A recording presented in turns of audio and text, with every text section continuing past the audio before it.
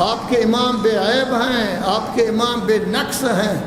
جن لوگوں نے جڑاوالا میں یہ ظلم کیا ہے، تصور ہی نہیں کیا جا سکتا کہ آپ میں سے کوئی آدمی ہو۔ انہوں نے ظلم کیوں کیا ہے؟ یہ سب خرابیاں کیوں پیدا ہوئی ہیں؟ یہ خرابیاں آج کی نہیں، یہ خرابیاں 1400 سال سے چل رہی ہیں۔ ابتدائی چیزوں کا میں ذکر نہیں کرتا، وہ حساس معاملات ہیں۔ کربلا میں کیا ہوا؟ ان کو اگر اختلاف تھا تو حضرت امام حسین علیہ السلام کے ساتھ تھا کہ انہوں نے بیعت نہیں کی، اور مروان نے کیا کہا تھا؟ ابھی ابھی قتل کر دو ولید کو، گورنر کو کہا تھا۔ حضرت فرمایا تیری کیا جرأت ہے اس طرح کی بات کرنے کی؟ آپ لوگ کب سے مسلمان ہوئے ہیں؟ امیر شام کو مولا کائنات نے کہا تھا آپ لوگ کب سے مسلمان ہوئے ہیں؟ مسلمانوں کے ساتھ آپ کا کیا تعلق ہے؟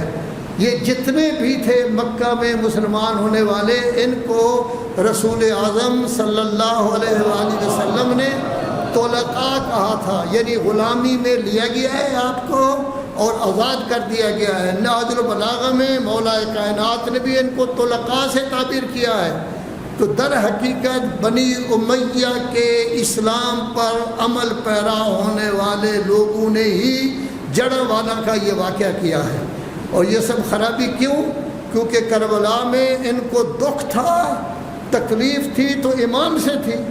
امام کی شہادت کے بعد لاش پر گھوڑے دوڑانے کا کیا تک؟ امام کی شہادت پر خیمے جلانے کا کیا تک؟ ہر چیز لوٹنے کا کیا تک تھا؟ چادریں لوٹنے کا کیا تک تھا؟ ان کو بیویوں کو قید کر کے لے جانے کا کوئی مسئلہ نہیں تھا، کیونکہ امام تو شہید ہو گئے۔ آپ نے امام کو شہید کرنا تھا جو آپ کی بیعت نہیں کر رہے تھے، باقی لوگوں کا کیا؟ یہ تھا بنی امیہ کا اسلام کہ ایک شخصیت کو شہید کر دو اور ان کے خاندان کو در بدر کوفہ و شام کے بازاروں میں پھراؤ تاکہ عبرت پکڑے لوگ اور کوئی ہمارے سامنے گفتگو نہ کر سکے۔ زبان بندی تھی، سنسرشپ تھی، کوئی آدمی گفتگو نہیں کر سکتا تھا۔ یہ بل جو لایا گیا ہے، جس کے لیے ایک اجلاس بھی ہوا ہے، آپ نے اس کی کارروائی دیکھی ہوگی، یہ بھی زبان بندی کا بل ہے، گلا گھونٹنے کا بل ہے، آزادی ختم کرنے کا بل ہے کہ آپ کو حق نہیں ہے کہ اپنے مذہب کو بیان کر سکیں، آپ کو حق نہیں ہے کہ مذہب کے حقائق بیان کر سکیں۔ اگر آپ بیان کریں گے کہ امامت کا سسٹم اللہ تبارک و تعالیٰ کی طرف سے آیا ہے اور اس کے پہلے بھی موجود 12 بھی، اور ہمارے برادران میں اماموں کا سسٹم باقاعدہ کتابوں میں موجود ہے، لیکن انہیں 12 امام نہیں ملتے 4 تک جاتے ہیں، پھر پریشان ہو جاتے ہیں، پھر 5واں عمر ابن عبدالعزیز کو، آپ کے ہاں تو پاک و پاکیزہ امامت کا سسٹم۔ تو جب آپ امامت کے سسٹم کو ذکر کریں گے اور کہیں گے کہ مسلمانوں نے خود بخود اس میں تبدیلی پیدا کر دی تو عمر قید ہے اس پر۔ ذکر کریں گے مسلمانوں نے فلاں کام کیا اہل بیت کے ساتھ تو عمر قید۔ یہ بل آپ کو ناکارہ کرنے کا ہے، آپ کی آزادی چھیننے کا ہے۔ اسلام ہر کسی کو آزادی دیتا ہے۔ آپ کے امام فرما گئے ہیں غیر کا غلام نہ بن، خدا نے تجھے آزاد پیدا کیا ہے۔ آپ امامت کے سسٹم کے قائل ہیں، آپ اہل بیت کے ماننے والے ہیں، آپ پاک و پاکیزہ شخصیتوں کے ماننے والے ہیں۔ یاد رکھو 255 سال کی معصومین کی سیرت آپ کے سامنے موجود ہے۔ مسلمانوں کے پاس صرف 23 سال ہے اور آپ کے پاس 255 سال ہیں۔ آپ کا کوئی معاملہ ایسا نہیں ہے جو کسی نہ کسی امام کے زمانے میں نہ ہوا ہو۔ تو یہ بنی امیہ کا اسلام تھا، جس بنی امیہ کے اسلام میں نے یہ ظلم برپا کیا۔ لیکن یہ کیوں ہوا ہے؟ یہ کیوں ہوا ہے؟ آپ نے دیکھا کوئٹہ میں 85 آدمی مارے گئے، پارا چنار میں 50 آدمی مارے گئے۔ آپ نے دیکھا بہاولپور میں 35 آدمی بیک وقت مارے گئے، کسی نے پوچھا ہی نہیں۔ لوگوں کو خون منہ لگ گیا ہے، وہ پرواہ ہی نہیں کرتے خون کی۔ نتیجہ یہ ہے کہ کبھی ان پر حملہ کرتے ہیں، کبھی ان پر، لیکن وہاں تو پوری دنیا میں شور ہے۔ امریکہ شور کر رہا ہے، کینیڈا شور کرے گا، یورپ شور کرے گا، اور یہ مجبور ہو جائیں گے کہ کچھ کریں۔ اور میں بڑا حیران ہوا، ہمارے وزیر اعلیٰ صاحب کہہ رہے تھے ہم ان کے چرچ بھی تعمیر کر دیں گے، ان کا جو نقصان ہے وہ بھی سارے کے سارا پورا کریں گے۔ آج کل کے سسٹم کے مطابق یہی ہے۔ میں کہتا ہوں یہ غلط ہے، چرچ تعمیر ہونے چاہیے، ان کا مال ان کو ملنا چاہیے، لیکن یہ حکومت سے نہیں لینا چاہیے۔ حکومت کا کیا قصور؟ ٹیکس دینے والوں کا کیا قصور؟ ٹیکس ادا کرنے والوں کا کیا قصور کہ بیچارے لوگ مہنگائی کے چکر میں پس رہے ہیں اور ٹیکس دیتے ہیں، وہ ٹیکس جو ہے وہ ان چیزوں پر صرف ہو رہا ہے جن کی وجہ سے بنی امیہ کے مسلمانوں کے کرتوت کی وجہ سے۔ حق یہ ہے کہ ان سے پیسہ لینا چاہیے، جنہوں نے ان کے گھروں کو جلایا ہے، جنہوں نے چرچوں کو جلایا، ان سے پیسہ لیں، ان میں جو کھانے پینے والے ان سے پیسہ لیں۔ تھوڑی بہت ہی زمین ہے اس کو قرق کریں، کر کے ادا کریں، کمی بیشی ہو تو حکومت دے۔ شریعت کا حکم ہی یہی ہے، جو خرابی کرتا ہے وہ دے، کمی ہو گئی ہے تو پھر بیت المال سے دینی چاہیے، سارا دینا۔ خرابی یہی ہے کہ ان لوگوں کو کچھ دنوں تک چھوڑ دیا جائے گا، گرفتاریاں ہو جائیں گی، چھوڑ دیا جائے گا، یہی مسئلہ ہوگا۔ تو کوئٹہ والوں کے لیے تو کچھ نہیں کیا گیا، پارا چنار والوں کے لیے کچھ نہیں کیا گیا، باول پور والوں کے لیے کچھ نہیں کیا گیا۔ سن 63 میں 300 آدمی 10ویں کی رات مارے گئے تھے، ان کے لیے تو کچھ نہیں کیا گیا، تو خون ان کا منہ لگ گیا ہے۔ لیکن میں عرض کروں گا کہ اے موالیان اہل بیت، آپ کا اسلام محمدی اسلام ہے، یہ اسلام ان چیزوں کی اجازت نہیں دیتا۔ ان کا اسلام بنی امیہ کا اسلام ہے، جن لوگوں نے یہ کام کیا ہے یہ بنی امیہ کا اسلام ہے کہ امام کو شہید کرنے کے بعد سب چیز کو لوٹ لیا گیا، وگرنہ کوئی آدمی لوٹتا نہیں ہے، جس کے ساتھ لڑائی ہے جب وہ ختم ہو گیا تو ختم ہو گیا، لوٹ بھی لیا گیا، ان کو قید بھی کیا گیا۔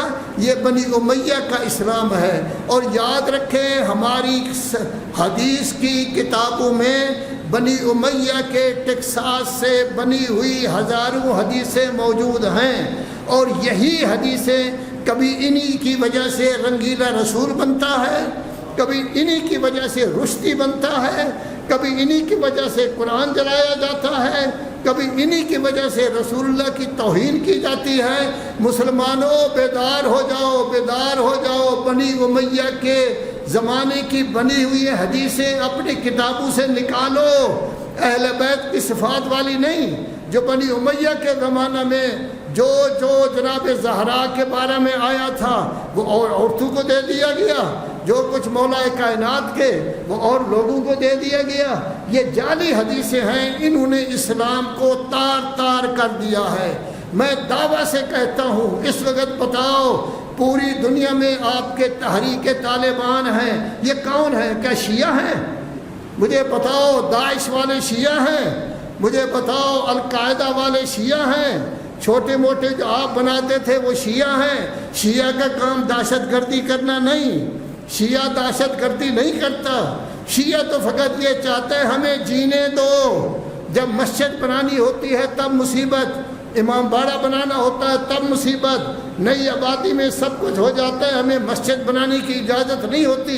اس کے باوجود شیعت برداشت کا نام ہے، حوصلے کا نام ہے، تدبر کا نام ہے۔ آپ کی زبانیں اچھی ہیں، زبان سے اچھے کلمات نکلتے ہیں، آپ کسی کے خلاف نہیں کہتے، کسی کے مقدسات کے خلاف کچھ کہنا ناجائز، جن کو وہ سمجھتے ہیں، حتیٰ کہ گاندھی کے بارے میں بھی آپ کچھ نہ کہیں، ٹرمپ ان کا صدر رہا ہے اس کو بھی گالی گلوچ نہ کریں، دوسرے جو مسلمانوں کے مقدسات ہیں ان کو بھی نہ کریں۔ ہمارے مراجع بھی یہی کہتے ہیں، اسلام بھی یہی کہتا ہے، ہم بھی یہی کہتے ہیں، لیکن دہشت گردی ان کی طرف سے آئی ہے۔ کیوں؟ 18ویں صدی میں 4 مذہب بنائے گئے جن میں مشترک ایک بات تھی کہ جہاد ٹھیک نہیں ہے، بلکہ قلم اور زبان کے ساتھ جہاد کرو۔ اب جہاد تو کرنا ہی تھا، کچھ وقت کے بعد انہوں نے جہاد شروع کر دیا، وہ بھی مسلمانوں کا، مسلمانوں کے خلاف۔ بد نصیبی ہے مسلمان یمن پر چڑھ دوڑے، بد نصیبی ہے مسلمان بحرین پر چڑھ دوڑے، بد نصیبی ہے کہ مسلمان شام پر چڑھ دوڑے، بد نصیبی ہے کہ مسلمانوں نے امریکہ کی مدد کی اور وہ عراق پر چڑھ دوڑا، بدنصیبی ہے کہ مسلمانوں ملکوں نے امریکہ کی مدد کی اور وہ افغانستان پر چڑھ دوڑا. آپ کے ملک تباہ ہوئے ہیں آپ کی غلط کاریوں کی وجہ سے. اگر آپ صحیح اسلام کو سمجھنا چاہتے ہیں تو بنی امیہ کے زمانے کی جو جعلی روایتیں ہیں غلط، ان تمام کو نکالو، بعد میں صحیح اسلام آپ کے سامنے ہوگا. اس کے باوجود سیرت النبی کانفرنس ہوئی تھی جنرل مشرف کے زمانہ میں، تو جنرل مشرف نے اس وقت کہا تھا کہ ایک مولوی صاحب ہیں، انہوں نے گینگ بنایا ہوا ہے، 7 آدمیوں کے قاتل ہیں. تو کچھ مولوی صاحبان کھڑے ہو گئے، ہم تو 4-5 تھے، وہ 300-400 تھے. کچھ کھڑے ہو گئے، وہ کون ہے؟ اس نے کہا یہ لشکر جنگی اور یہ لوگ تھے. TNF نے تو کچھ بھی نہیں کیا. یہ میں خود موجود تھا، میں نے وہاں سنا ہے. ادھر حقیقت یہ سارے کام جو یہی لوگ کر رہے ہیں، یہی لوگ کر رہے ہیں جو بنی امیہ سے متاثر ہیں. محمدی اسلام اجازت نہیں دیتا مسیحیوں پر ظلم کرنے کی. محمدی اسلام تو کہتا ہے لوگوں یہ مسیحی آپ لوگوں کے ساتھ بڑی محبت کرتے ہیں. کیوں؟ اس واسطے کہ یہ پڑھے لکھے ہیں، اس واسطے کہ یہ لوگ عبادت گزار ہیں، یہ تکبر نہیں کرتے. یہ چھٹے پارے کی آخری 2 سطریں ہیں. مسلمانوں جب یہ مسیحی رسول اللہ سے سنتے ہیں قرآن مجید تو ان کی آنکھوں میں آنسو آ جاتے ہیں. کیوں آ جاتے ہیں؟ اس لیے کہ ان میں بھی ایمان کی رمق. اللہ تو مسیحوں کی تعریف کر رہا ہے. بلکہ میں نے تو کنونشن سینٹر میں 2003 میں، جس میں مسیحی بھی تھے، مسلمانوں کے تمام فرقے تھے، جنرل مشرف کی صدارت تھی، اس میں نے کہا تھا کہ مسلمانوں اور مسیحیوں کا مستقبل ایک ہے. مسیحیوں کا اور مسلمانوں کا مستقبل ایک ہے. سب میری طرف دیکھتے تھے کہ میں نے کیا بات کی. میں نے کہا مسیحی بھی منتظر ہیں، مسلمان بھی منتظر ہیں. مسیحی منتظر ہیں عیسیٰ کی آمد کے، مسلمان منتظر ہیں مہدی زماں کی آمد کے. اے شیعو، اے مسلمانوں، جب آپ کا مہدی زماں آئے گا تو عیسیٰ سلامی کے لیے آئیں گے اور کہیں گے میں تمام معاملات میں آپ کا ساتھ دیتا ہوں. پھر عیسائیوں کے چرچ آپ جلا رہے ہیں، ان کے گھر جلا رہے ہیں. ایسے لوگوں کے جن کی قرآن مجید تعریف کرتا ہے.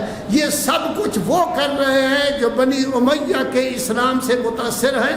کبھی وہ TTP بن جاتے ہیں، کبھی وہ داعش بن جاتے ہیں، کبھی وہ اور کوئی نام رکھ لیتے ہیں، القاعدہ بن جاتے ہیں. الحمدللہ الحمدللہ الحمدللہ آپ ان چیزوں سے بچے ہوئے ہیں، چونکہ آپ کی ائمہ کی سیرت یہ ہے خود تکلیف برداشت کر لو لیکن کسی کو تکلیف نہ دو.